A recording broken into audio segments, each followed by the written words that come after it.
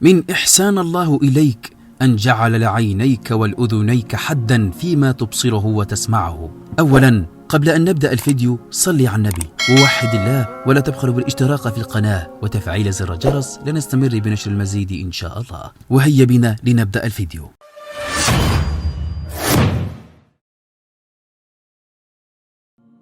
ماذا لو كنت تسمع جميع الأصوات حتى الخفية منها من الحشرات؟ هل كنت ستنام وترتاح لحظة؟ وماذا لو كانت عيناك تبصر كل شيء حتى البكتيريا والفيروسات الدقيقة؟ هل كنت ستنعم بشرب كأس من الماء؟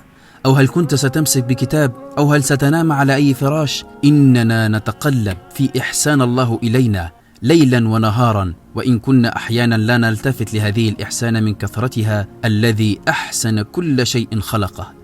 اللهم لك الحمد حتى ترضى، ولك الحمد إذا رضيت، ولك الحمد بعد الرضا. من يؤذيك ابتعد عنه. البيئة التي تزعجك وتخنقك غيرها. لا تشارك في الحوارات السلبية والنقاشات الحادة. لا تفكر بالماضي. خطط بإيجابية للغد. من يجرحك أجعل بينك وبينه مسافة كافية، ولا تكثر الاحتكاك به. من يغمز ويلمس في الكلام تجنب الحوار معه، وبذلك تغلق باب الشر. من يكيد لك ويستغلك فوض أمرك لله، وتأكد الله خير وكيل لك. وهذه النصيحة جميلة جدا. قيل لأعرابي إنك ميت، فقال ثم إلى أين؟ قيل إلى الله تعالى. قال ما وجدنا الخير إلا من الله تعالى، أفنخشى لقاءه؟ ما أجمل حسن الظن بالله. سأل رجل ابن عباس من يحاسب الناس يوم القيامة؟ قال الله.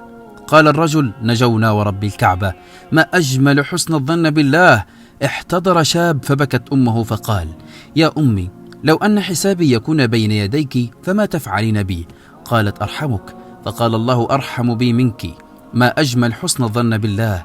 يقول سبحانه وتعالى في وصف يوم الحشر وخشعت الأصوات للرحمن. لم يقل للجبار رغم أنه موطن العظمة والجبروت في يوم الحشر، بل قال للرحمن.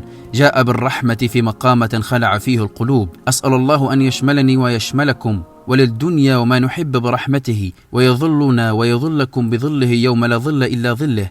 اللهم آمين. ليس عليك إسعاد كل الناس، ولكن عليك أن لا تؤذي أحدا من الناس. وأعلم أن التسامح هو أكبر مراتب القوة وحب الانتقام. فأغر الشجرة اليوم تنعم بظلها غدا، وإياك أن تدخل في نوايا الناس، فلا يعلم ما في القلوب إلا علام الغيوب. لا تبخلوا بالاشتراك إن استفدت بهذه المعلومة. وكلمة رائعة في الكومنتات. إلى اللقاء.